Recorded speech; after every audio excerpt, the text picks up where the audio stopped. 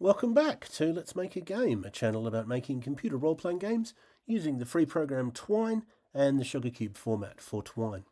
In this video, I would like to continue talking about the Setting API and show you a couple of new commands which give new ways to allow the user to choose particular settings. So we have the same program that we had in the last video, although I've added a couple of bits of information here. So it says the difficulty is currently set to normal, chance of islands is currently set to 85, flying islands are currently not allowed. I don't know particularly what that means. Perhaps we're imagining some sort of fantasy pirate game where islands are randomly generated, but the important thing is that when we click the settings button, we get two new types of control here. So we have this drop-down menu that we had before. We also have this slider where the user can move this virtual knob from left to right, with left being low numbers and right being high numbers. And we have a toggle switch, which is just off or on. So there's a couple of important things that I have to say about these two new controls. This one, I would note that it has what I think is a pretty important disadvantage, which is it doesn't display the numbers that you've chosen. So let's say I want to choose, I as the user want to choose 85. Well, where's that? You know, maybe 100 is all the way to the right, but is 85 sort of somewhere around here? Well, we don't know exactly. The other thing I would say is this on and off, even though the display says on and off, those aren't the terms that are used in the code. So it's important to bear that in mind. But speaking of the code, let's look at the code so we can see how this was done. So as last time, most of the new stuff is going to be in story and then JavaScript. There is a bit of code in here, but it's mostly in the JavaScript. So we'll just scroll by the stuff we've already done. So the new commands start from here on. So we have setting.addRange. This is the one that did the sort of slider.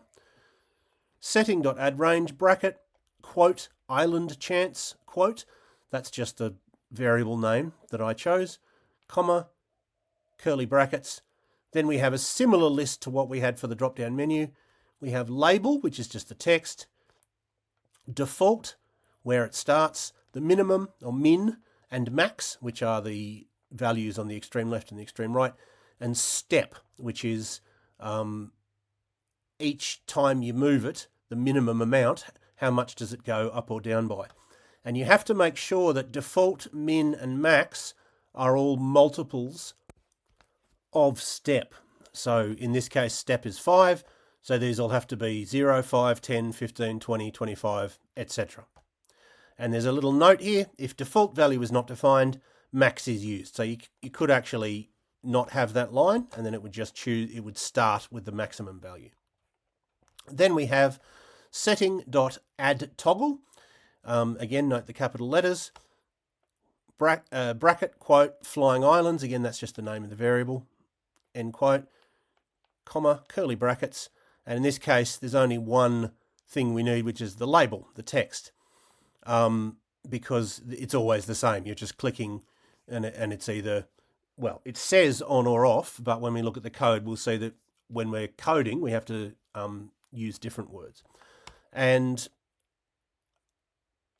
in this case, I could have put default, but I chose not to. And there's a note that says if default value is not defined, true is used. So it starts with on or true, unless you add a default and choose to make the default false or off. So let's look at when we want to display those variables or have an if based on those variables, for example. So we've already seen how we printed settings.difficulty in the previous video. Let's maybe zoom in a bit. There we go. We've already seen that. Here's another example. We print the island chance, and we can also use ifs, just as we would with any other variable. So if settings.flyingislands is equal to false, then we display the text not allowed, and otherwise we use the text allowed. Now note that flying islands, the one that's created by that toggle command, is a type of variable that we haven't really dealt with because I don't use them very much.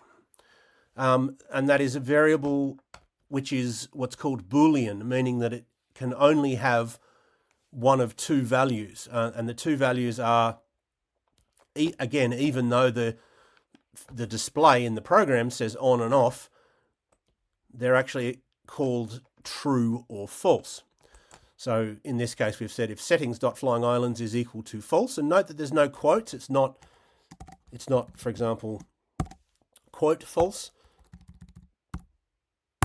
That'll give you that. I don't think that'll cause an error, but it won't execute in the way that you would want it to execute. We have to use just the naked word false or true if we refer to it. And so those are two new ways that you can let the player set up their settings. As I said, I think there's a couple of problems with it. I think the slider would be better if it showed you the number somewhere. And I think it's a lesser problem, but it's something you have to remember, that the on-off toggle doesn't set the values to on and off. It sets them to true and false. And then if you don't remember that, of course, if you were to put